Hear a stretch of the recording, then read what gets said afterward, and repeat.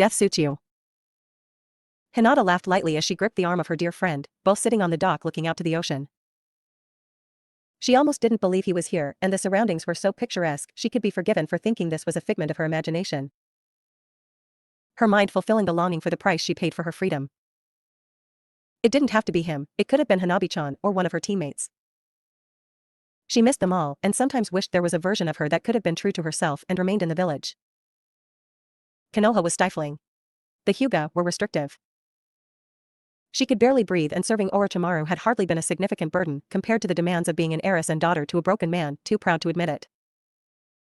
She needed to be unshackled, but it was an exchange, one whose consequences stayed with her daily.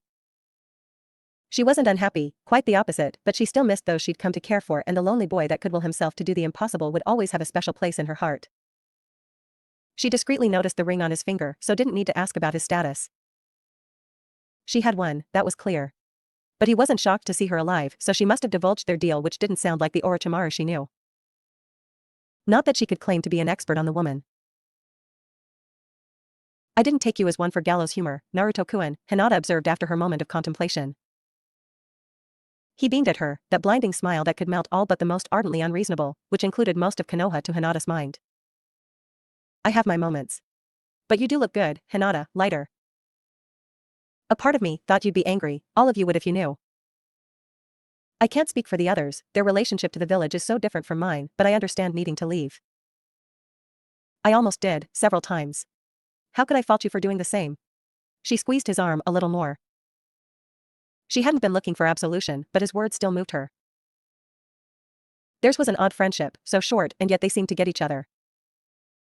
In another life, who knows what that could have become? You seem happier, too, Hinata responded, and he nodded as he wore a goofy smile. Orochi-chan and I were supposed to be on our honeymoon but got called away, and I'm going to be a dad soon. How cool is that? And I have a goddaughter, Mirai-chan. Well, Shika, Shino, and I all share godfather duties, but I'm going to be the favorite.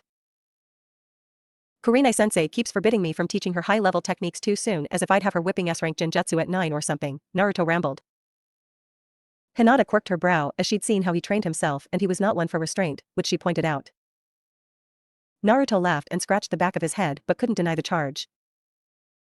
He shared stories of his travels with Jiraiya, of his time back in the village, and most importantly, at least to Hinata, that he'd be assigned to Hanabi as her elite trainer. My father is allowing this? She asked in genuine shock. Unless Hanabi has an alternate means of earning money, I'm pretty sure he's doing more than allowing it, 'cause I don't come cheap, Naruto joked. Anyway, yes, he's supporting Hanabi's ambitions. Losing you changed him, and the guilt is making him proactive. Guilt? Hinata asked. She may have a low opinion of Hayashi, but not so much to erase his humanity entirely, but she hadn't expected he'd feel guilty. She figured he'd see it as proof he was right. Yeah. I won't claim to understand him to any significant degree, but I think people become so unaware of the limits of the status quo that any deviation feels like a grand rebellion, so they try to stop it. Especially in their children.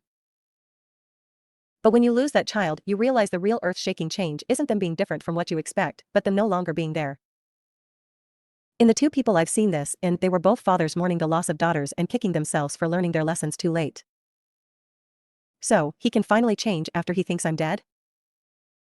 What am I supposed to do with that? She asked heatedly. No idea, Naruto answered honestly.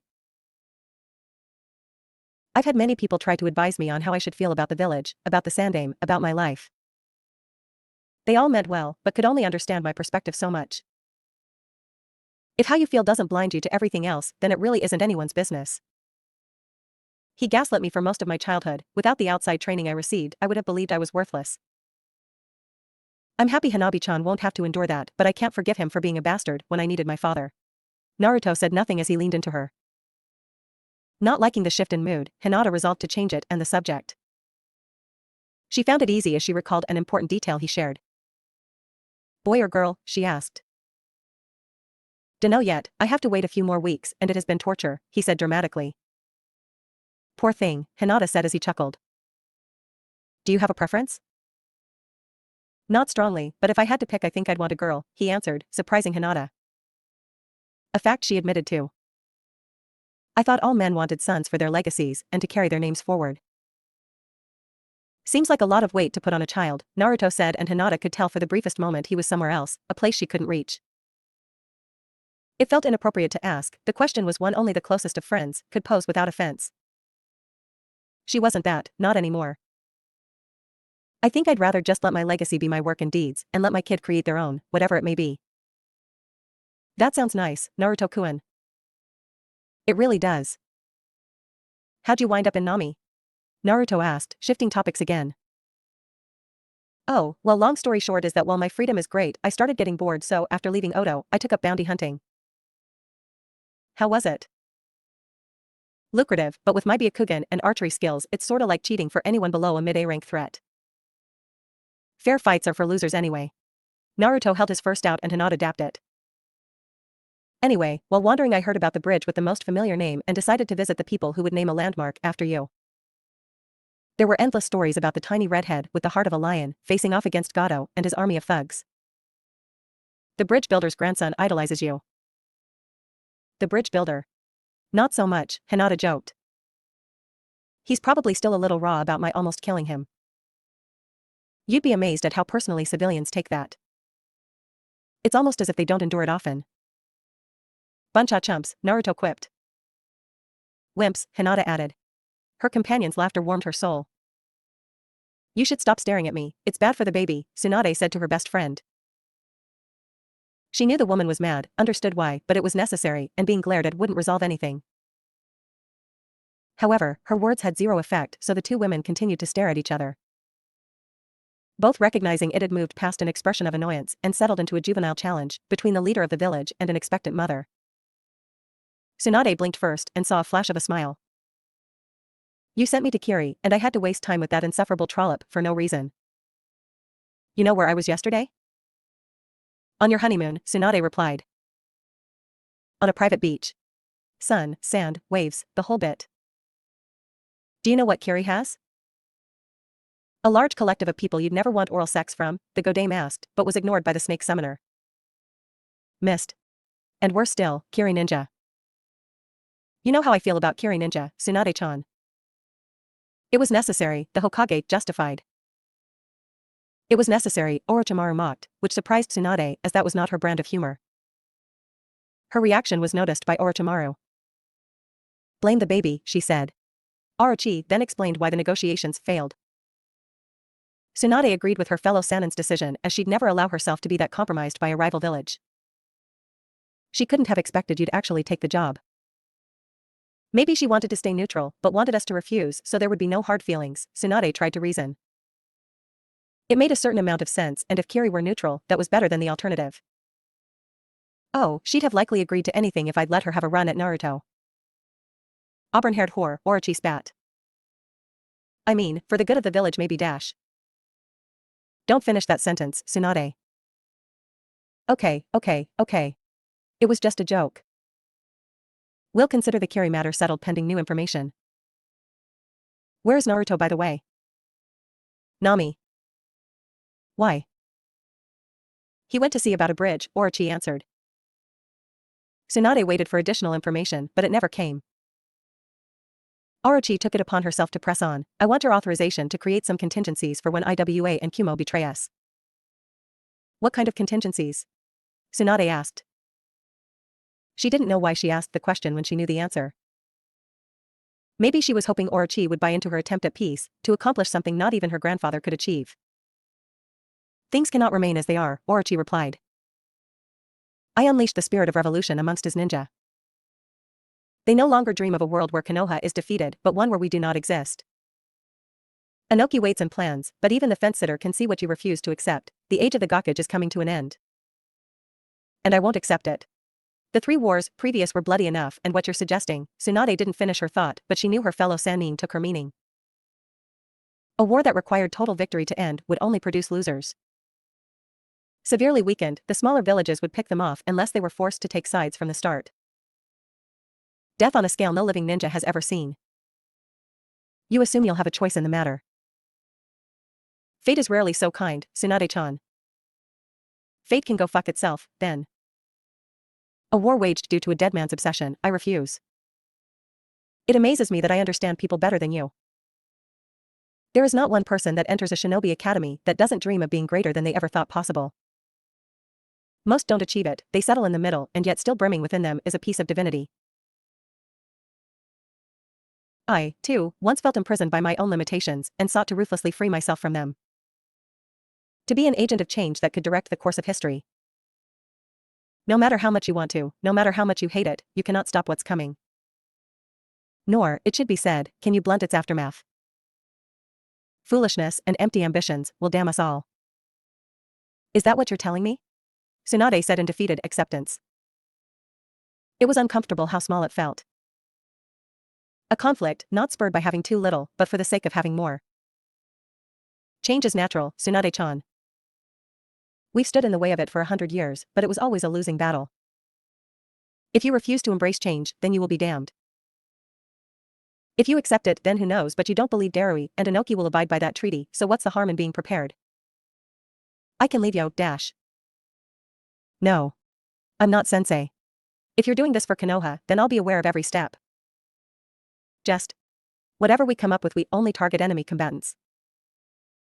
Almost anything else can be discussed, but that is mandatory. Kukuku, I can work with that.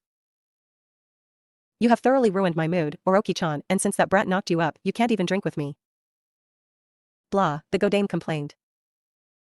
Don't be so mean, Tsunade-ne-chan, Orochi said, projecting pure innocence. Blah. Hinta clung tightly to their shared embrace. They shared stories and laughs and a silence too comfortable, and to her mind, too intimate for something they could never be. The signs had been clear, her time with Naruto was coming to an end. It was selfish of her to wish for more time. But Hinata had long come to the conclusion she was selfish. Faking her death, leaving the heiress position for Hanabi, the long letter she wrote to Naruto had all been selfish acts. She wanted freedom, a clear conscience, and to not be forgotten. She still recalled what she wrote, apologizing for not only spying but greedily borrowing his strength, without ever giving anything in return. Even as a child, lonely but driven, he was an example for her. He managed the impossible, and it made her believe she could achieve the improbable. When she doubted herself, doubted working for Orochimaru, it wouldn't be long before Naruto did something to restore her faith. He deserved more than her guilt-ridden ramblings, but as she believed that would be their last communication, it was all she had. And yet, fortune smiled upon her, and now her dear friend was in her arms. The kunai he'd gifted her, the significance apparent to her before he promised he'd be there for her if she ever needed him, was another boon born of her greediness. That the wrong thing kept netting her what she wanted made Hinata wonder if that's how Orochimaru got started. Hey, you okay? She heard Naruto ask, and she didn't know how to answer it. She loved her freedom, but missed Hanabi and her friends dearly. She wished life didn't take more than it gave, she wished things could have been different. A reality where she found a place in the village, kept with her friends, and watched Hanabi grow. Just lamenting wasted time. We could have been friends much sooner if I'd done things differently, her response earned a chuckle. You know, there were days where I got so frustrated with my lack of progress, or the loneliness became deafening, and I just wanted to quit. But, I don't know, I just always got this feeling someone was watching over me, maybe even pulling for me, and now knowing what I know, I'd like to think that person was you. I guess what I'm saying is, Shika and Shino are my best friends, but I think you were my first even if no one understands it but us. I'm alright with that. It was Hinata's turn to laugh as she fought back tears. I'm alright with that, too. I will kill you. Jiraiya appeared confused, though not actually threatened by his fellow Sanin's words. Karen and Tayuya couldn't fault the man, as while somewhat condescending, the statement was otherwise innocuous. What Jiraiya couldn't know, having just returned to the manor, was Orochimaru was in a bit of a mood. The two Uzumaki knew the warning signs, but when she demanded, in a clipped tone no less, that Naruto go shower and change because he reeked of her, they knew they had to tread lightly. Jiraiya knew none of this, but both doubted it would have mattered. He didn't seem the type to walk on eggshells. Because I'm surprised you can cook? Isn't that an overreaction? An extreme overreaction? He asked, across the island. Stab you in your liver. Quarter turn forward, quarter turn back, quarter turn forward and pull. Then, you'll be dead. Orochi said as she continued to thinly slice daikon for pickling. Naruto would save me, I'm his beloved godfather. He's in the shower and I'd burn your body. Fire suppressant seals would prevent that, Jiraiya pointed out. Then I'd drag your corpse out back and do it there, she spat as the grip on her knife tightened. And risk Naruto's garden? Don't think so, the Toad Sage said with a knowing smirk. To the surprise of Karen and Tayuya, it didn't seem to annoy Orochi or anger her further as she continued. I'll feed you to Manda. He doesn't actually eat people.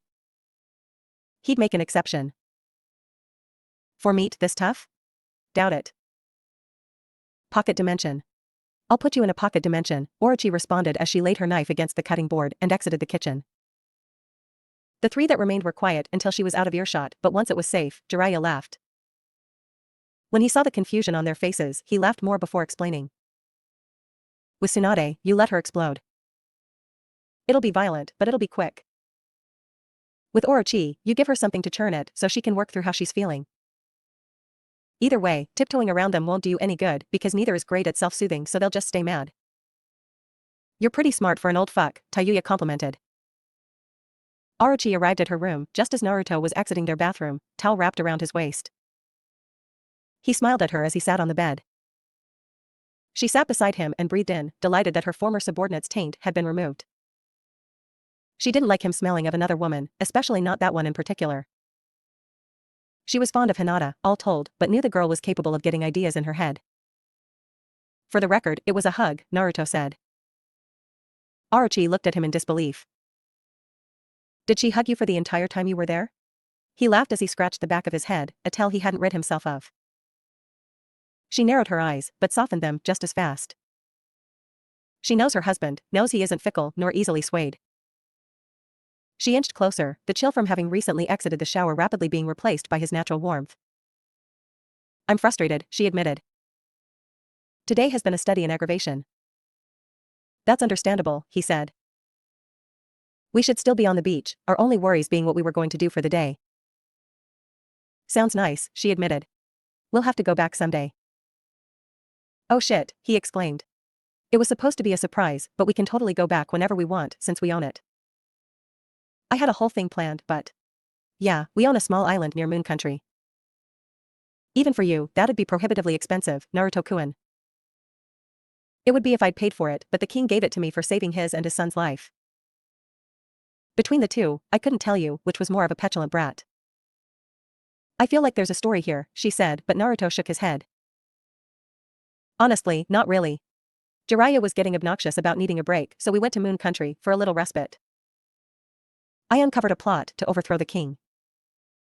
It wasn't even that involved, it took me like an afternoon. Instead of fleeing, the conspirators tried to attack me, so I cut them down. All but the leader. Jiraiya half-drunkenly hit the leader with a Rasengan, so got mutual credit for my work. Didn't even kill the guy. Can you imagine? Hitting someone with a Rasengan and they freaking live, shameful ass pervert. And the man was so trifling he accepted it. Anyway, Jiraiya wanted something or other, I didn't pay attention as I was too annoyed, but when the king asked me what I wanted I picked the island. He agreed as long as I didn't build a hotel on it. I don't think I'd believe that if it were told by anyone else. Naruto shrugged, he couldn't disagree. I'm sorry, Naruto-kun. Huh, he replied, intelligently. I was short with you when you returned, she explained. Oh. It's fine, Kurenai-sensei said your senses would be heightened. Who could be polite with a sudden bout of nausea? Orochi smiled. The last of her annoyance melting away. When Naruto stood up, presumably to get dressed, she grabbed his towel and pulled him back to bed, making him fall to his back. She swiftly mounted him and brought her face down to his. My problem with smelling Hinata on you had nothing to do with heightened senses, Naruto-kun. She did not expect him to chuckle and certainly hadn't predicted his response. I know, he said, his smile equal parts amusement and pride of having gotten one over on her. I'm going to get you back, she whispered, only causing his smile to widen. You promise? He asked in faux innocence. No one was surprised when the couple didn't come down for dinner until an hour later. 4 months later. Quickly but discreetly start moving the civilians and Jen into the shelters, Darui ordered. Hi, answered Mabui as she departed in a shunshin. The Raikage Tower was a flood in action, finely trained and well-honed ninja, almost slipping into chaos. Plans were hastily being drawn and discarded. His spec. Ops. Commander busily trying to find the right protection detail for Darui's journey and back in the office. And through the storm of activity, Darui had to project a calm he was not feeling. In his raikage robes, he strode through the village. One reason, to give his people confidence that nothing was wrong. Second reason, to give his ninja time. Time to collect themselves, time to prepare for the trial ahead. A third reason, to buttress his resolve. As countless people greeted him, Darui remembered why he'd done this. For so long, he'd felt out of step with his comrades and former leader. Whereas they thought I had the right idea but the wrong execution, he firmly believed both were mistaken. But I, for all his faults, knew how to inflame the passions of his people. He played to their pride. He crafted a narrative. He promised them more. They were proud warriors long denied victory, conquerors long denied conquest. A Kage ruled absolutely, but he still needed the consent of his people, and as much as Darui wanted to cease the path they were on, he knew it would have eroded his support. Without Kurabi and Yujito, they needed to be a united front. Steadfast. Resolute. It meant he had to go against himself. He had to embrace the losses that were coming. He had to trust Inoki, something he was loath to do. Most of all, he had to spin Konoha as the bane of their existence. The reason they hadn't reached their long-promised glory. Darui wondered what Kumo's hostility toward Konoha must look like from the Hidden Leaf's perspective. The Sandaime Hokage really wanted to build bonds and work together, something I hadn't seen the value in until late in life, and something I would have never considered. Tsunade was less ambitious but more realistic. Her aims could be summarized as, just leave us the fuck alone, sheesh, but the antipathy was bone deep. One ninja had come face to face with the AB tag team and allowed them to leave in one piece.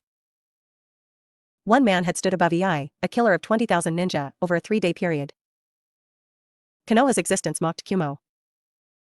Their victories, their prodigies, their lush surroundings. Most every Kumo ninja found the Hidden Leaf offensive. They shared stories of a village too solicitous of their civilians. Too soft, barely functioning like a military installation. They weren't ninja in the right way, and yet they were always saved by their prodigies. It was no secret that every hidden village thought Konoha was top-heavy, but on a ninja-to-ninja basis, IWA and Kumo produced superior results. Darui hadn't shared that opinion, or felt it moot, but culture wouldn't be changed in a day. Reikage-sama, he heard a young voice call out, and he waved at the young resident while he sensed his protection team coalesce around him. The crispness of the air and the brilliance of the sun briefly entered his mind. Kumo was hard, but it was beautiful, and it was his to protect. He made his final approach to the front gate, dozens of jounin and black ops. Ninja hiding, tense but disciplined as the gate guards stood confused. Darui walked past them and welcomed their visitor. You honor us with your presence, Uzumaki Naruto-san. Yo, 9-0, brought back the mighty 8 and missed 2, fool ya fool, Kurabi said from the Konoha Jinchuriki's back. Darui wondered why Kurabi hadn't taken the initiative to stab the boy in the back and save them all some trouble. He looked at the Uzumaki's attire, white pants and shirt with a red obi around his waist. A long-sleeved, white haori but no weapons visible and seemingly no armor. It was a bold, foolish choice. So, I see, Darui responded. And what has motivated such a show of goodwill? Godame-sama called me to her office and said, Naruto, you, being of unparalleled temperament and discernment, go close our negotiations with Kumo and get a treaty signed. And being the loyal and obedient ninja I am, have come to do just that. I think you'll be amazed at what two people in a room can accomplish. Well, Kumo welcomes you. If you would follow me to my office. The Uzumaki followed along. Darui knew Kumo's best Fuinjutsu artists would check over Kurabi and Yujito to make sure there were no seals on them. He would need them to be combat ready. There was no way he could allow the red-haired shinobi to leave Kumo alive. Sure was attempting to stay calm when all that surrounded him was a cascade of tension, but he was failing. Failing at stilling his nerves. He wasn't the anxious sort, no one who was around as much as he could be. No, his fluctuating emotional state would be credited to Kurabi. The man was supposed to get himself checked for any seals, and for sure to get a clear picture of how loyal Kumo's most powerful ninja was to the village. But he ran off as soon as Darui departed with the Uzumaki. There wasn't a ninja powerful enough to corral him, so sure had to get a second-hand report from Yujito. She's clean, as best we can tell, one of the village's Fuinjutsu experts said. Sure broke from his thoughts and looked at the container as she pulled redressed, not allowing her any modesty. Yujito, what can you tell me? Both Matatabi and Gyuki think attacking the Uzumaki is a grave mistake. If he wields the Mokuton with proficiency, I could see why, but what do you and Karabi think? Sure pressed. In Suna, he pinned me down with just his intent. I hadn't felt so weak ever before. He's powerful, more so than me. And worst still, Karabi likes him. So, Karabi may be compromised? Sure asked. Yujito's initial response was a hard glare that bordered on murderous. Killing Isama did that, she said in a clipped tone. Shit met her glare with a neutral look but said nothing about ice removal. He'd accepted his part and its necessity, so he wouldn't debate it with her. Accepting he wouldn't respond, Yujito continued, I don't know what Karabi will do.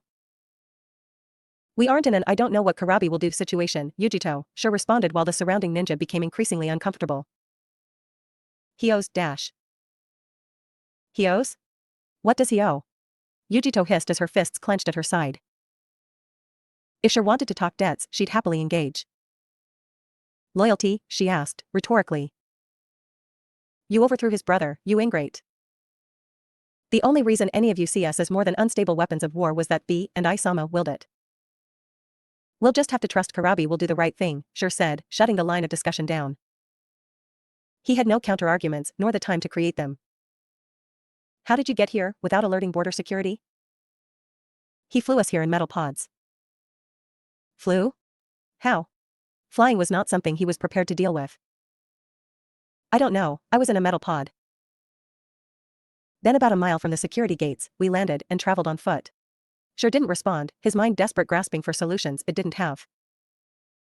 Kayashiro was a proud ninja of Kumo. He made Jounin the hard way, grinding his skills, taking on missions that were often beyond his abilities, and fully committing himself to the work of being a shinobi. He wasn't a born prodigy, not like those turned out by Konoha.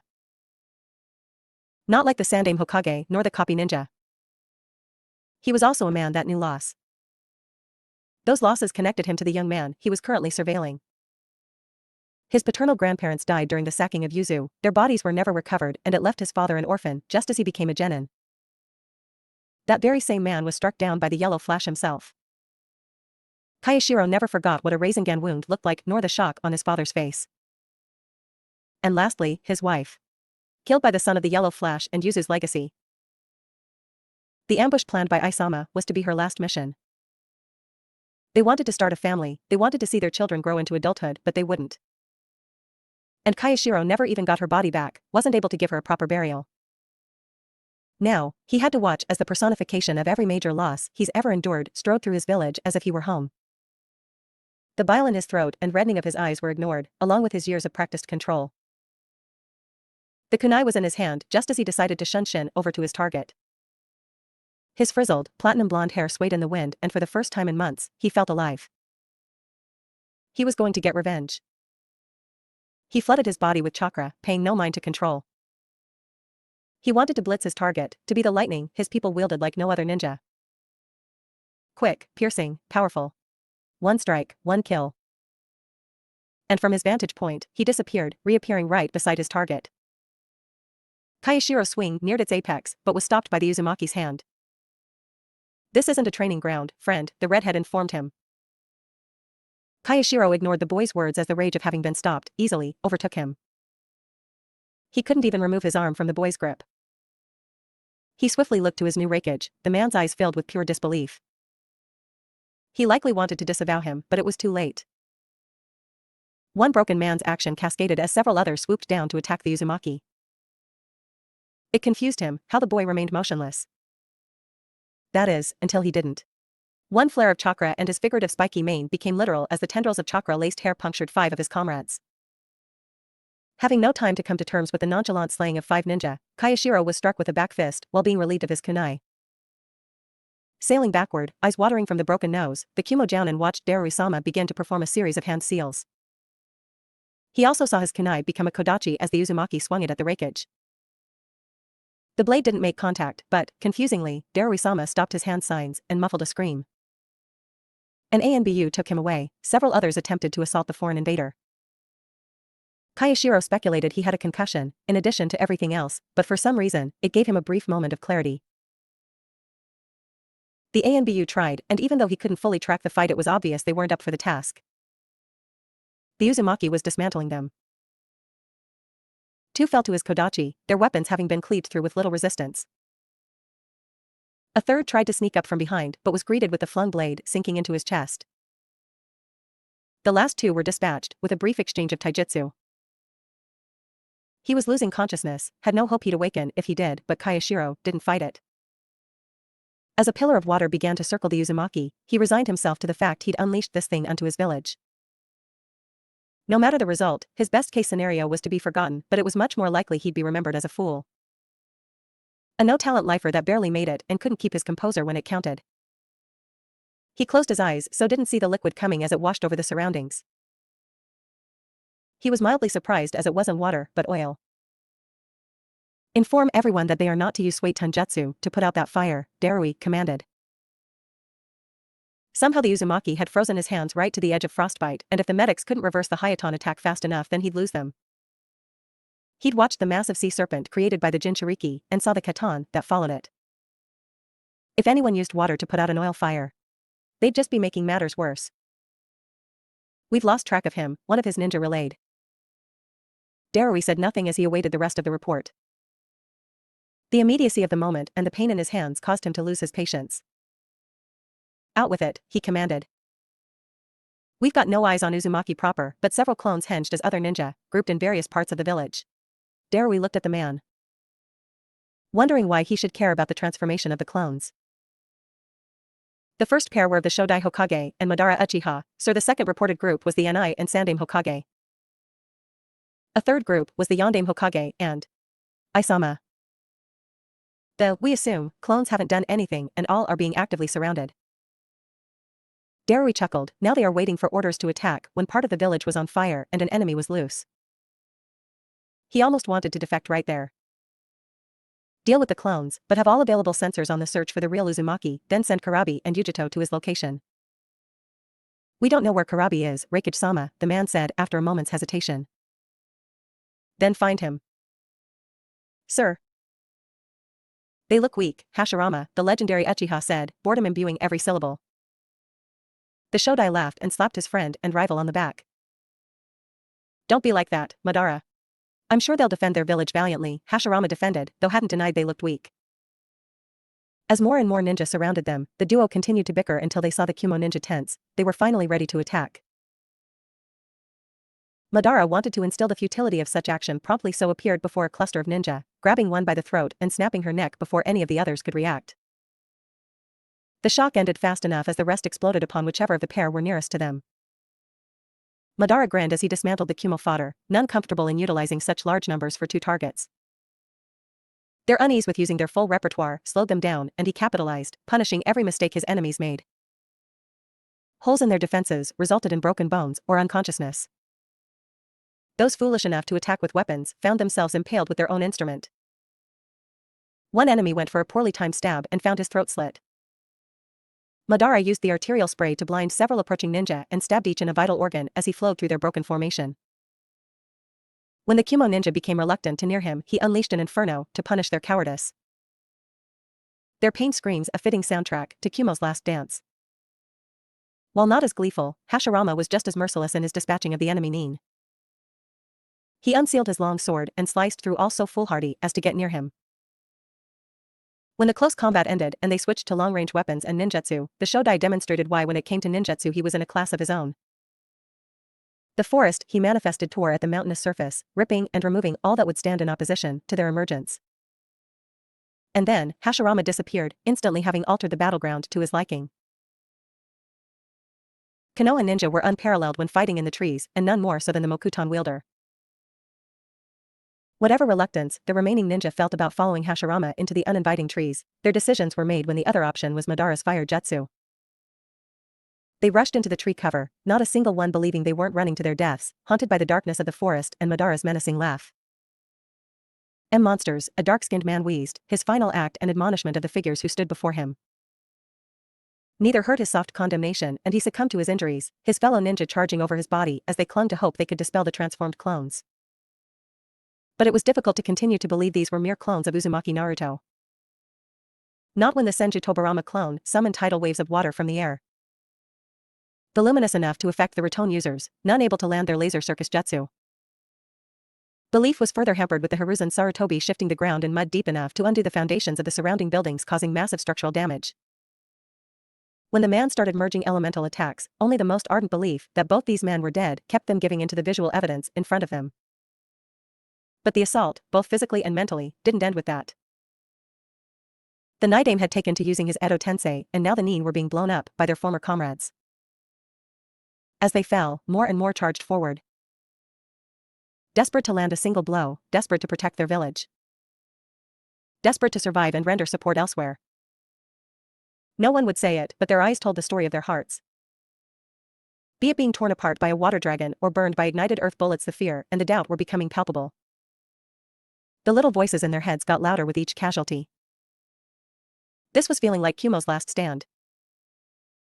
If the first group was stifled by disbelief at seeing two legends before them and the second group made desperate by two of the longest reigning Hokage, then group 3 was stopped due to conditioning.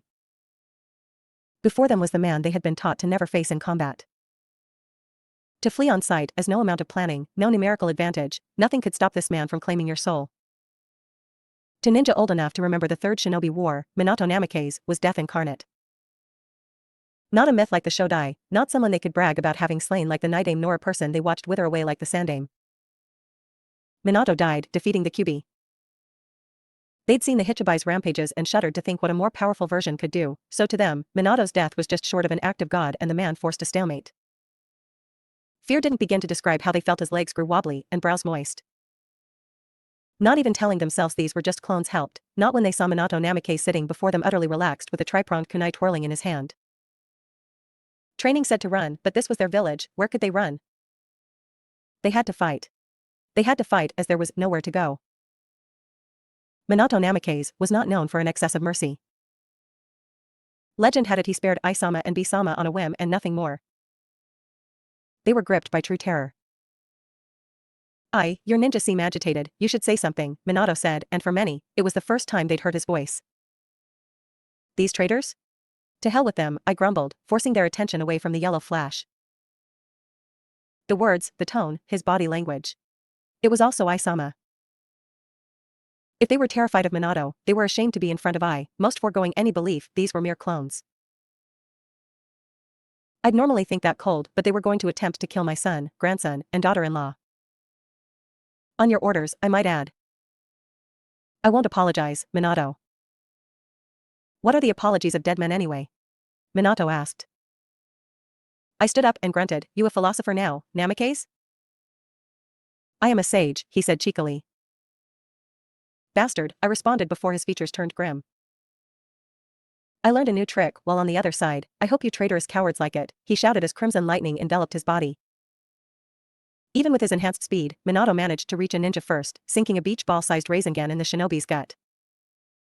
Standing over the man he just killed, seemingly indifferent to the violent execution, Minato spoke to the crowd. Don't blink, ninja-sans. This will be over in a flash, he warned, and the true carnage began. Naruto flicked the blood off his katana as he walked toward the exit of the R&D division. That he had to cut down so many researchers, put an end to so much accumulated knowledge wasn't something he'd ever be proud of, but his mission parameters were clear. If Darui engaged in diplomatic talks, he'd leave without incident. If he were attacked, he would cripple the infrastructure of Kumo and leave them in no position to endure a long term as a shinobi village. When the sad man tried to stab him, he was willing to overlook it as a lone actor, but when the others joined in, his choice was made. The first part of his attack was already set, his clones were doing untold damage to the structures, no doubt. But this was left to him. And as he pulled moisture from the air, and no doubt the abundant sanguine life essence that pooled on the floor, he performed a chain of hand signs, dragon snake monkey rat dragon. The temperature didn't drop so much as it flipped, water particles compacted into diamond hard ice, and even he had to flash away after the ice style, Arctic tomb was completed. The chakra cannon they'd been developing, along with other advanced technology and weaponry, would be lost to time. Now outside the building, Naruto activated his cloaking jutsu, a mixture of nin and genjutsu. Unseen and unheard, he made his way out of the village. As he sped for the extraction point, he came upon the clones transformed into his dad and I. It had been a massacre, and those that remained seemed broken. It was cruel, but there were no kind wars.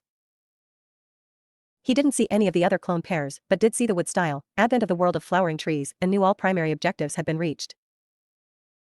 In a blink, he was at the prearranged location, Karabi and his team awaiting his arrival. They looked conflicted, but as he dropped his jutsu, he'd trust in their attachment to his Kumo counterpart. It hadn't been hard for Karabi to defect. The man was an oddball, but he loved I and couldn't serve a village that would kill him. Yujito took more time, but ultimately came to a similar conclusion. True, they were treated about as well as any Jinchuriki had ever been, but being labeled guardians kept them apart from most of the village. They were still seen as weapons, just weapons the villagers liked. I gave them that human connection, and whatever the man's faults, he'd at least been more sincere in his relationship with Karabi than the Hiruzen had been with him. Kurama informed Naruto of the incoming, as he'd been hit with a wave of negative emotions, so Naruto wasn't surprised when hundreds of Kumo ninja arrived with Shur and Yujito. He speculated she'd been unable to lose them, so she'd need an opening. Even without Kurama's ability, Naruto would swear he could feel their hatred of him. He had to question their relationship with violence. Did they think they'd lose no one if the villages went to war? Or would it be acceptable so long as they won? You have one chance to surrender, Shur yelled, though none of the ninja backing him seemed inclined to it. Naruto formed a ram sign. Karabi and his team were cocooned in individual metal spheres and sent skyward. The Uzumaki then put his hand on the hilt of his sword. Shur, with a wave of his hand, ordered his people forward. Naruto met their charge, slowly at first, but gaining speed with every step. His blade tasted blood before the victim could fully process he was there. A smooth, clean cut that rendered the shinobi a head shorter. They tried to surround him, the same tactics risen to the level of religious doctrine for the unyielding faith they placed into them. His hair sprung to life. What lives his sword didn't take, his red spikes claimed for themselves. He started appearing in random places, the swift release's speed superior to the lightning armor and with no visual nor auditory warnings. He was breaking their formations and their wills. He had to keep himself from smiling as the village, proud of its kenjutsu, fell to the superior technique, speed, and power of a single ninja.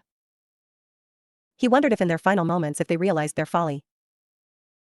If they understood that while ninjutsu would be his legacy, it was not where his talent lied. He struggled with it early on, struggled to create a process that would allow him to invent more efficiently. That struggle meant when he succeeded it felt good. But not until he gripped a sword and gave it a clumsy swing had anything ever felt so right. If he were a prodigy of ninjutsu, then he was a genius of the sword, and if they knew the secret of this they'd take it to the Pure Land. He continued to pace, dancing through their attacks. He started applying his illusion art, prison of false enlightenment, on some, forcing them to mistake their allies for himself. It sowed discord and reduced morale even more. They had no solution for him, and the last of Kumo's available attack force was trapped, faced with something they didn't understand. Yujito waited patiently for her moment. Maybe it was cowardly, but she wanted to depart without having to take the lives of any of her former comrades. She didn't hold lethal intent, but she couldn't serve alongside them, not anymore. It was scary and exciting, the potential new chapter of her life, but it came with a heavy toll. It was no small feat to see people she knew killed so effortlessly. The Uzumaki hadn't even stained his all-white clothes. He was, as Matatabi warned, something wholly different than any living shinobi. So she watched and waited until she felt the ground shift. She'd compare it to an earthquake for lack of any other examples, but soon black smoke raced toward the sky and the sound of angry waves crashing against hapless rocks filled their ears. The heat came next. Searing even when they were so far from the source, which revealed itself. Lava. In the village, they could all see it. The reddish-orange, blistering hot material. All fighting stopped. Naruto chuckled, again becoming the center of attention. But none attacked. Somehow he'd created a volcano within the village. Not even the most adept Yoton users could do that. She shook her head, with every act he proved Isama both correct and foolish. No village could accept his existence, and yet no village could do anything about it. But it was when he spoke that a new horror was introduced. Pollen is combustible, he said. Those trees have been producing enough to rival a summer in Konoha, and you have 2 uncontrolled sources of fire raging in your village. If my oil fire doesn't get to it, the lava will. You wanted war, and you got one. I hope it was everything you wished. Yujito felt her wrist being grabbed, the sensation of being pulled registering before the grunt of Shur as he was flung back by Naruto's kick. She, too, found herself in a pod and skybound, not seeing daylight again until they landed. Ooh, you're smoking. I'm telling Kurenai-sensei. Naruto threatened Shikamaru, and for a brief moment, there was a look of deep and sincere fear in his eyes, before it shifted to one of annoyance. Neither he nor Shino were shocked when Naruto appeared in their tent, having gotten used to him abusing his teleportation jutsu, and the others present in the makeshift command center were wise enough to react on instinct. "Look here, you troublesome," Shika said, poking Naruto's chest, vexing, all-around pain in the ass, he said as he continued to poke. "If I need this to calm my nerves, because my teammate was sent to a hostile village, with no backup, then I will damn well have a smoke. I was concerned as well, but I simply carried it because I'm a cool guy," Shino added. "You're the very definition of class, Aburame," Naruto nodded in agreement. "And it's fine, I'm fine. There was no need to worry, Shika." "So, you were able to discuss terms with Darui?" the Nara asked. Naruto shook his head. "We didn't even make it to his office, before they tried to kill me. Sad thing was, he hadn't ordered it, but if they were willing to knife me in front of their raikage absent his orders, he didn't have enough control over his people for option A to work." "How did option B go?" Shino questioned. "If they were given the chance, I'd be amazed if Kumo could recover inside a decade. Massive structural damage and numerous fatalities. It looked like the epicenter of a cataclysm," Naruto explained. "When the pollen from his Mokuton jutsu was finally ignited, the explosions rivaled one of his Raizen shurikens. After that, I dropped Karabi and company in Iron Country, did a quick change of clothes, and came here." "How did you guys fare?" "We're about 2 miles outside of IWA, the joint effort with Suna, Oto, and Iron Country paid off. We couldn't catch the village proper off guard, but their preparations have been hasty. Maybe if you'd been here and flexed those metal arms," Shika said, calling attention to Naruto's Koton armor under his t-shirt and red flak vest, "they'd have surrendered. Or fallen madly in love," Shino inserted. "Aburame with the dagger," Shika finished as Naruto rolled his eyes. "I ever tell you, too, I hate you both?" "All the time," Shika answered. "I'm starting to doubt you're going to name your son after me," Shino provided. "That was never on the table, Shino," Naruto stated dryly. "It should be." Naruto broke at Shino's equally deadpan response. First, it was a chuckle but soon bloomed into riotous laughter, hard enough to make his eyes water. He needed this. However necessary his actions were, whatever they did to bring it upon themselves, it wasn't an easy task for him to be the cause of so much death and destruction, but he'd never do less so his friends. Brothers in every way that counts, would have to do more. "I am glad someone is in good spirits given our current location," Gaara said as he entered the tent with Jiraiya and Guren. "Kazekage-sama," Naruto greeted, pairing it with a head nod. "Aburame-san, Nara-san, if you could excuse us," Gaara said, and the two departed, Shikamaru giving Naruto's shoulder a quick squeeze as he did. "Kumo?" he asked. Several thousand cloud ninja against one utterly gutsy shinobi, they never stood a chance. "Hoo, is that right?" Jiraiya asked. Naruto nodded before becoming serious. "Their infrastructure is next to non-existent and they've lost mostly Jounin and experienced Chunin. Even if half their forces were out of the village for missions, they have limited housing, food and water. They couldn't survive a siege nor another direct assault.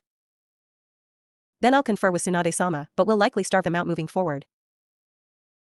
Once they relent, Kumo's days as a hidden village are over," Gaara informed him. "But that is a separate conversation. Are you ready to head toward the village?" "Are we all set?" Naruto asked. "Oto's deep cover agents have all reported back, so we're ready for whatever Inoki chooses," Guren said, acting more like an extension of his wife's will than a village leader. He didn't pity what was in store for the rock ninja, not after Inoki planned to send Han and Rashi to kill his pregnant wife. When Hiruzen confessed to being contacted about sneaking the two Jinchuriki into the village when he revealed he'd done so because he believed she was back to her old tricks, Naruto wanted to kill the old fool and introduce IWA to his Jin-tun, Raizen Shuriken. Instead, he got to watch the horror on the man's face when Tsunade informed him she knew what Orochi had been working on and cleared it every step of the way. The poison his former teammates slipped him was a kindness he hadn't deserved. But there could be no hints of internal dissension, not when they were preparing for war. After she dealt with the old man, Tsunade was possessed by a quiet fury and no longer lamented the oncoming hostilities. Getting Iron Country to ally with Konoha and Suna by promising them new recruits and territory was a masterstroke. Leaning on Naruto's reputation hadn't hurt matters either. The map, the state of the shinobi world was going to dramatically alter after today. You're mad if you think I'll accept this, Inoki spat, his ire attempting to seduce him into a hasty act of ordering the 4 people in front of him murdered. Even with enemies at their gates, they were IWA, the Rock, and wouldn't be dictated to. He glared at the individual sitting across from him as his advisors pored over the document. To prevent an attack, Inoki would have to agree to this idiocy of a new federation between the hidden villages and samurai. IWA wouldn't be a full member for 10 years, a penalty for actively plotting to trash an existing treaty. A decade in thrall to Konoha and Suna, managing the number of ninja, selecting students to be trained outside the village. They would have final say over all major decisions regarding IWA. He or Kuro-chan would be a Kage in name only. This way keeps you a working hidden village, Inoki Dano. Kumo chose war and was brought to their knees a mere few hours ago, Gaara explained. No, there's no way you managed this in 2 locations, Inoki denied. You're right, Naruto did it himself. He'd have a fellow Jinchuriki, a Sannin, and an army at his back this time. And a fuck ton of motivation, Naruto added under his breath, but all heard. You expect us to believe that? One person, not even a Jinchuriki, could take down an entire hidden village, Kuratsuchi argued. Jiraiya silently thought 2 of his previous students could. Nagato had the raw power and Minato the technical proficiency, even though he'd need to plan it well. He could still do it. So why this girl wanted to see what a mix of both could do was beyond him. Believe this, Gaara cut her off, there is a standing army at your gates. Even if you manage to survive, thousands of lives will be lost and we have more ninja and samurai to throw at you. It was a fair point, but Inoki had no desire to bend the knee to another. It would be difficult, but they'd need to start building strength in secret. If Kumo had fallen, maybe entice some of their ninja and train a force in secret while he planted seeds of internal division. Maybe even rally a number of smaller hidden villages. It wouldn't take much to make them afraid of Konoha's power grab. He could make them believe the alleged peace seekers really wanted to remove existing governing structures so all were a part of Konoha. We'll join, Inoki said, shocking his granddaughter. She still wasn't ready to lead, her reaction revealed as much to him. He'd let his advisors deal with the logistics of it all. He needed to get a sense of the big picture. I'm glad, Inoki Dano, sincerely, Gaara stated.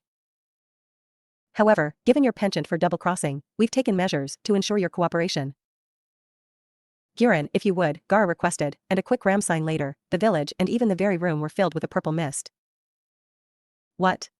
Inoki yelled. He wanted to say more, but an extended coughing fit prevented it.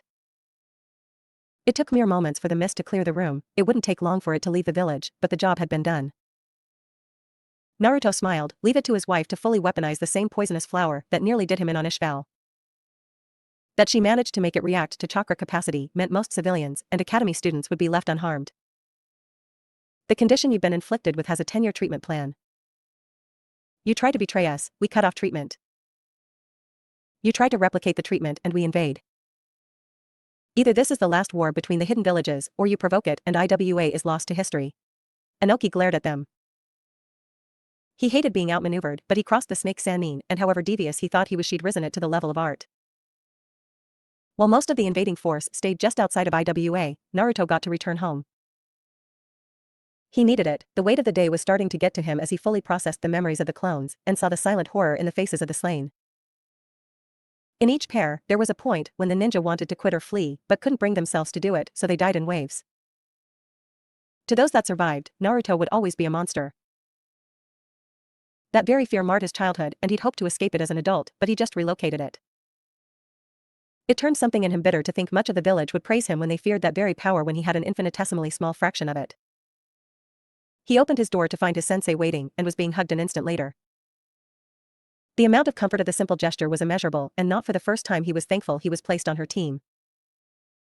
The wall he'd built around the toll of the day crumbled and Naruto shook in Kurenai's arms.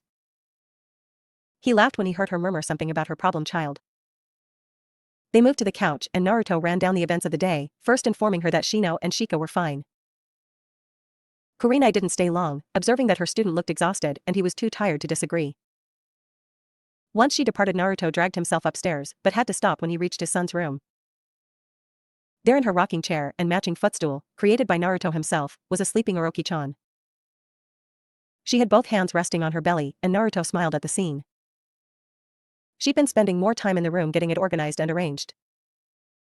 Tsunade called it nesting, and he'd guessed she used up all her energy on whatever the day's project was. Creeping away silently, Naruto made his way to his bedroom. He removed his clothes and took a shower, needing a ritual to remove the events of the day from him. Once dried off, he didn't bother getting changed as he slipped into bed, asleep as soon as his head hit the pillow. Orochimaru swayed toward her bed, moving with an elegance befitting a decades-long kunoichi. Even in her current state, she demanded as much control over her body as she could, though she'd be the first to admit it was no small task. There were several changes she'd expected while being pregnant, but actually experiencing them was something altogether different. She hadn't become more effusive, but she did seem to feel more, not only in variance and rate of occurrence, but depth too. She almost cried at some silly story Naruto-kun was reading Mirai-chan. What did she care about some overly generous tree? And as she looked upon him, no one had managed to make her feel more than her husband. In that way, his name was fitting. She knew she could get obsessive about things, but once she'd solved them, conquered them, or just grown bored, she'd move on. And yet, she couldn't imagine doing so with him. It wasn't about the new and the novel, though that he managed to continually innovate was a turn-on. She just wanted him. To feel his body heat at night, to hear his laugh. To share the quiet moments meant for only them, for that smile he had just for her. And for all the things he did for her, for all the emotions he could stir in her, she wanted to do the same. Once, during idle conversation, she mentioned as much to Koharu and Tsunade. Both women favored her with knowing looks and smug smiles, but neither spoke until she demanded they explain. That's love, Orochi-chan, Koharu said. And then they moved on to other things. So, she loved him. But she hadn't told him yet. Not that she didn't want to, it just felt wrong to do it so plainly when he'd done so on the day he asked her to marry him. Besides, he'd been so tense these past months. He's tried to hide it from her, but she could tell. He'd been training more intensely, he didn't sleep through the night. She found him and his two teammates with their heads together, quite often as if planning something. It was easy to forget that on the day he was born he'd lost almost everything, and she could see the resolve in not allowing that fate to befall his child. She never offered him false promises, she was in a limited position to guarantee the safety of their child. But she could ground him. Birthing classes, late-night runs for cravings she may or may not have been experiencing, and testing the limits of his mokutan as she made him create several different kinds of cribs. She just needed things that tied him to the present. And it helped, she could tell. It wasn't her preferred method, however. She should have been there with him, on the battlefield, engaging in the slaughter of those that dared threaten their child. At last, it was not to be. But next time, she promised, she'd show her husband a thing or two about wide-scale violence and mayhem. As she slid into bed, she felt him already getting up, already preparing to check on her. Shush, go back to sleep, everything is fine, she said as he readjusted to spoon her, his hand laying lightly on her belly. She smiled, everything was more than fine.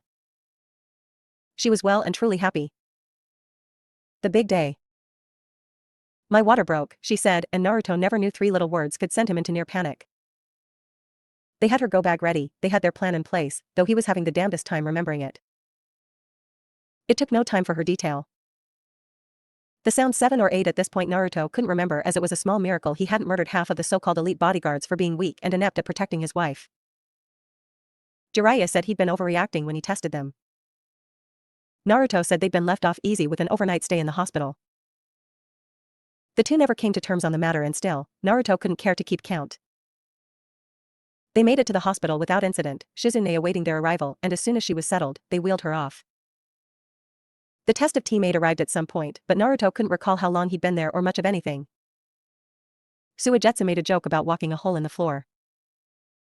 Naruto streaked lightning across his body, and Suigetsu remained silent after that.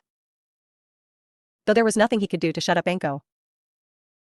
Oh, there were loads of tools and techniques available, but she was in a protected class and loved abusing it. Don't stress, Naru Papa, she'd say, and cause all present to snicker. Tayuya, protected by clan status, was much blunter. Sit the fuck down, Stump, she demanded. But he couldn't. He was jacked. He had too much energy, and it was hard to focus. It was like before he'd reined in his chakra. Just constantly overstimulated. Kakashi was drugged by Asuma, the bearded jounin, complaining about the Hataki's plan to arrive late. Jiraiya said something about Kushina killing him if he'd been tardy to her grandchild's birth, and Kakashi visibly shivered. He didn't get why people were so afraid of his mom. He'd met her.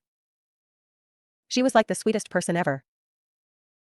He thinks they were just overstating things. Naruto sensed Obito somewhere outside of the hospital.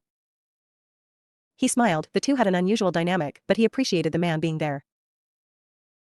Tsunade walked into the waiting room and escorted him to the birthing suite. She asked some questions, and he must have answered them, but he wouldn't be able to repeat either side of the conversation if ever asked about it. When he walked into the room, Orochi-chan looked calm, but there was a stainless steel tray embedded into the wall. He moved over to her and held her hand. People shouldn't be so chipper while I'm in this much pain, she said evenly, but he could see the murder in her eyes. I agree, Naruto said in an attempt to placate her, it's bad form. Yes, we'll see how she likes it when the tables are turned. Why don't you describe her to me, and I'll handle it, Naruto assured her, lying through his teeth. She answered, and he hoped that was enough, but had a backup, just in case. Naruto unsealed a cup out of a refrigerated scroll. Ice chip, he asked, and she nodded. She initially responded to the cooling sensation, thankful for even minor relief. The next was surprise as she looked at her husband. Yuzu flavored, she asked, and he nodded. Naruto wouldn't ever know how much he helped, but he felt like an idiot as he coached Orochi-chan through her pregnancy. She, Shizune, and the baby were doing the work. He was just breathing like an idiot and feeding her ice chips. He was certainly glad he had chakra, and she didn't, or he'd have a broken hand. Wah, they heard the cry after Shizune commanded Orochi to her final push. The nurses took the baby off somewhere and Orochi-chan looked like she'd been at war and could use a rest. The two remained silent as they waited for the return of their son, but there was another present who felt the need to offer his commentary. Your kid wasn't nearly as loud as you, Kurama said. Well, Kurama-niken was being mean to me and I was just a baby, Naruto teased back knowing it'd fluster the fox. Shut up, don't call me that, the bijou ordered, but Naruto could tell his real yelling from his performative one. The row was cut short as a freshly cleaned Uzumaki heir was returned to Orochi-chan. Holding their child in her arms, Naruto almost felt overwhelmed. He kissed her softly on the cheek and whispered a quiet, thanks. He didn't specify for what, the list was too long for someone that had changed his life, time and time again. They sat in silence again as Naruto took in his son's features. A tuft of red hair made him pump his fist internally. Almond eyes like his mom, her complexion, with 2 whisker marks on each cheek. He blinked briefly, and Naruto saw the yellow eyes. He grinned at that. It seemed his son was going to take more after his mother just like Naruto had. There were worse fates, he reasoned. So deep in thought he almost didn't hear Orochi-chan speak.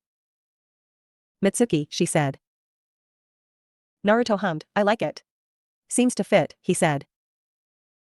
Would you like to hold your son, she asked and he nodded and then carefully took hold, supporting the babe's head and little body. Once secured, he rocked him gently.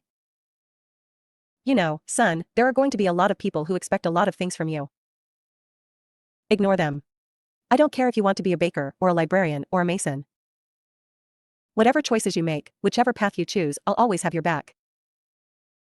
And if you should decide you want to become a great man, I'll do everything in my power to show you how. Just don't forget to be a good one along the way. And that, son, is a promise of a lifetime. Delicate fingers gripped the sturdy wood headboard. She put the leverage to good use as she could feel he was close, his hands possessively clutching her hips. She increased her pace as he let slip a brief moan of delight. This was the perfect cap to an excellent day. She'd been idle for much too long, but today she got to return to the field and it was as exhilarating as she remembered. A contingent of Kumo ninja fled after her husband dominated them. For 2 years they'd hidden underground, popping up only occasionally but never directly challenging any ninja from the newly minted federation. That didn't stop her Oto ninja from capturing a few teams, it didn't stop her from draining them for every ounce of information they had. It took her a while to learn Darui was leading them, longer still to learn he was actually being controlled by Zetsu, the entity having merged with the former Raikage while weakened from the explosion. Her intel stated they were leaving the continent on a massive ship and Tsunade gave her and Naruto the mission to wipe them out. It was a bloodbath. How she toyed with them elicited a fear deeper than they'd ever felt and broke so many spirits. And her Naruto-kun was no slouch either, dismantling all who crossed his path. When they'd reached Darui/Zetsu, the arrogant thing was confident he would survive the encounter, but Naruto-kun's Jin-tun, Raisin Shuriken destroyed the thing and Darui along with it. So excited by the day's events, she wasted no time in getting her husband in bed. It was fortunate they planned a nighttime raid and Mitsuki-kun was asleep by the time they returned, though seals were activated to ensure they wouldn't wake him. It was for the best, as with what she had planned, she figured they'd be up all night. However, all concerns about future plans or prior achievements melted away to the intense focus on the present. She could feel him tensing, and the increased tightness from her own orgasm was proving too much for her spouse. What were once rhythmic strokes became erratic, arms encircled her and pressed her against his firm chest as his eyes shut tightly. And then all movement stopped and the only sounds were heaving breathing as she laid her head in the crook of his neck. "So," he started, still trying to control his breathing, "you really missed the field." She giggled and he laughed. Pulling back to look at him, she responded, "Research is fun but nothing replaces live combat." "MMHM," he agreed. "Though, they were hardly a challenge for you." "Kukuku," she laughed as she leaned in, and whispered, "I get very creative when it comes to pleasure. Such creativity should be encouraged." "Maybe we can start taking more missions together," Naruto said in a hopeful tone. Orochi's eyes softened. He'd been assigned more and more solo, S-rank missions since his sacking of Kumo. They understood why, but her husband was an extrovert and long periods of isolation weren't good for his mental health. He also hated being gone from Mitsuki and her. A part of her wished she could indulge his desire, but it simply couldn't be, something he understood from the shake of her head. I know. You're needed here, what with our rapidly advancing infrastructure." "That is true, but there is another reason tonight won't happen again for a while," she said. "What is it?" he asked. She could see his mind moving through reasons why and failing to come up with anything solid. "It's against protocol. They don't let Kunoichi out onto the field after the first 20 weeks. She had to fight the smile as her meaning dawned on him. His smile made her feel lighter. "Really? Really? How far along?" "About 13 weeks, she answered and then found herself on her back at the opposite end of the bed, her husband planting kiss after kiss on her as she laughed. "You know I love you, right?" he asked. "And I you," she replied.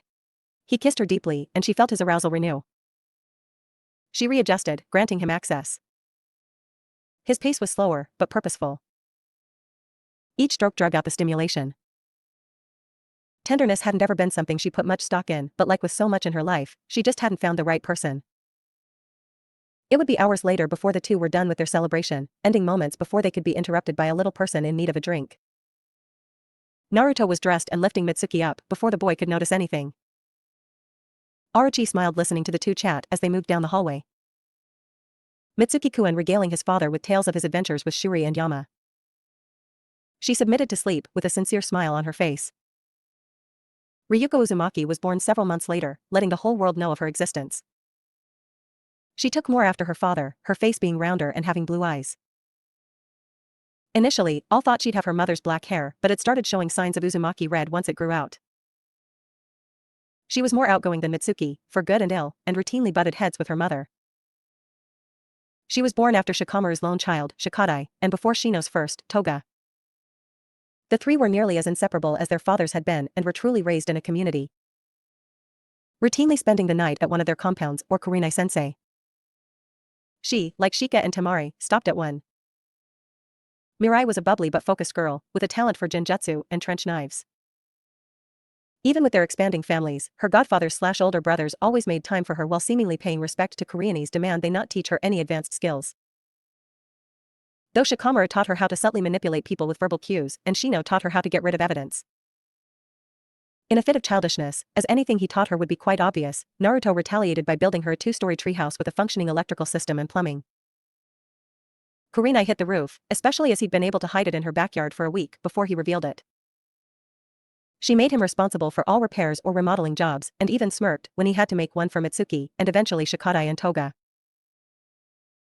Until she learned each one came equipped with defensive measures, namely a long-range water cannon. All the children loved them. Kurenai thought for a set of geniuses she was stuck with a trio of idiots. Mirai and Mitsuki became best friends fast. They were in the same class at the academy, and even assigned to be on the same genin squad with Hanabi as their sensei, Naruto's lone official student. The two even made jounin within a year of each other. Naruto created his own truth-seeking orb at the age of 21.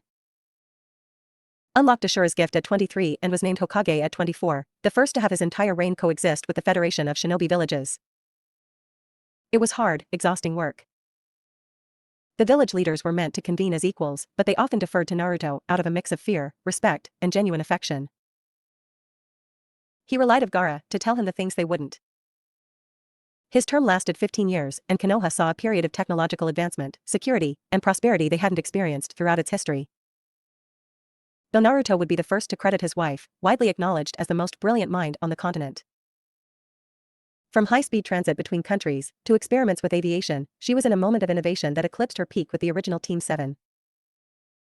Naruto's own reforms, such as allowing the villages' academies to accept ninja from any and all Federation villages, and getting them to do the same, was a slow success. But it went unmatched in getting people to build bonds across borders, for the similarities to overwhelm the differences. He also raised the graduating age to 16 and helped create a tax system so no one had to pay for missions anymore. Ninja truly served and protected, wealth was no longer a barrier to getting aid and justice. At the age of 39, Naruto retired, to much sadness and uneasiness of the Federation. Konohamaru had built a solid reputation, arguably the most powerful ninja of his generation. But it wasn't the once pariah that had overcome. He wasn't the boy with the iron will that became the man without limits. He wasn't Uzumaki Naruto, and while his farewell address hadn't meant to underline that fact, it was its exact effect. In his final words as a Hokage, Naruto spoke of stagnation. Of how it was at war with advancement and tradition. That tradition was our roots, but we were always meant to grow beyond. To seek new challenges, answer new questions. He spoke of grace. Of how it wasn't a tamper on ambition, but a way to focus it. That he once sought power for its own sake, for his need for control, but only really felt free when he forged bonds. And lastly, he spoke of the future.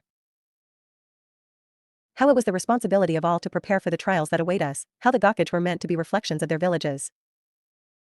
An inspiration for qualities all should have.